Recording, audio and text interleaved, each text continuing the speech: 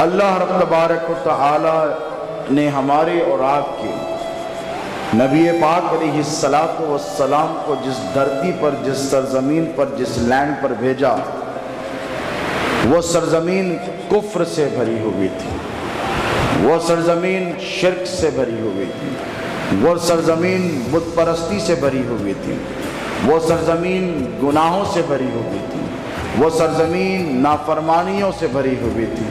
اس سرزمین پر رہنے والے اللہ رب تبارک و تعالیٰ کے نافرمان بندے تھے، اللہ رب تبارک و تعالیٰ کے احکام سے روگردانی کرنے والے تھے، بت پرستی کرنے والے تھے، شراب پینے والے تھے، زنا کرنے والے تھے، گناہ کرنے والے تھے، سود کا کاروبار کرنے والے تھے، قتل اور غارت گیری کرنے والے تھے، اور یہاں تک کہ معاشرے کی جو سب سے زیادہ جسے گراوٹ تصور کیا جائے، اپنی بیٹیوں کو جب وہ بیٹی پیدا ہوتی ہے اولاد، اسے زندہ دفن کر دینے والے تھے۔ چنانچہ ایک صحابی رسول حضور کی بارگاہ میں بیٹھے، اللہ کے رسول علیہ السلام نے بیٹیوں کی فضیلت، ان کا رشتہ، ان کا ادب، ان کا احترام، عورت کا مقام بتایا تو زار و قطار رونے لگے۔ حضور نے پوچھا کہ اس کو کیا ہوا ہے، اس قدر کیوں رو رہا ہے، اسے کوئی تکلیف ہے، بلا کر لاؤ۔ وہ آئے، حضور کے قریب بیٹھے، رونے لگے، بے تحاشا رونے لگے۔ حضور نے پوچھا ماجرا کیا ہے، مجھے بتا تو صحیح۔ تو کہنے لگے یا رسول اللہ، زمانے جاہلیت میں ہمارے پاس یہ رواج تھا، مکے کا بتا رہا ہوں، مکے کا یہ رواج تھا کہ جب کوئی لڑکی پیدا ہوتی تو ہم اسے زندہ دفن کر دیتے ہیں۔ کیوں؟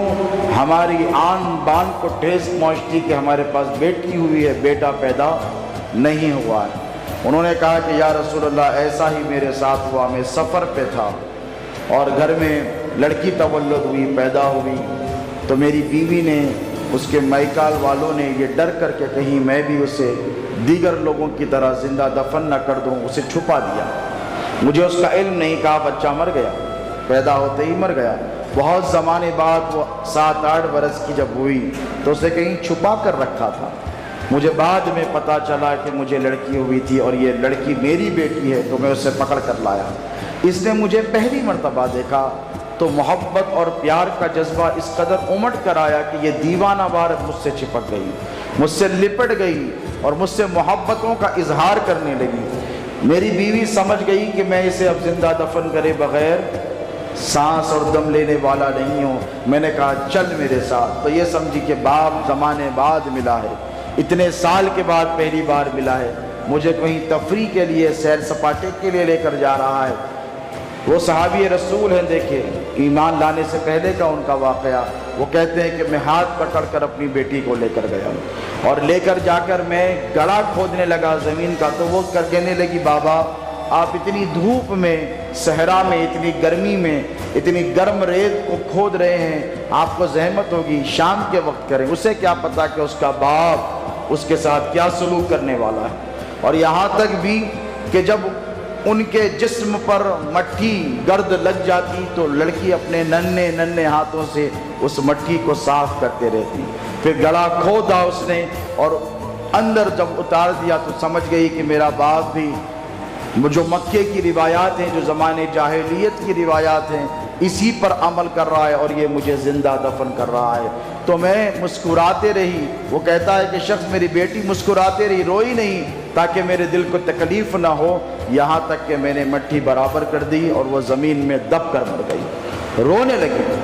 تو یہاں پر قربان جائیں میرے اور آپ کے نبی کے کہ حضور نے سزا نہیں دی، ان کو کہا یہ زمانے جاہلیت کی باتیں ہیں، یہ اسلام آنے سے پہلے کی باتیں ہیں، یہ حق کے آنے سے پہلے کی باتیں ہیں۔ اس وقت کی بات ہے جب میں نبی بنا کر مبعوث نہیں کیا گیا تھا، میں نے تم لوگوں کو پیغام نہیں دیا تھا، تم نے اسلام قبول نہیں کیا تھا۔ فرمایا کہ تمہاری پچھلی زندگی کے تمام گناہ چونکہ تم نے اسلام قبول کیا اللہ نے معاف فرما دیا۔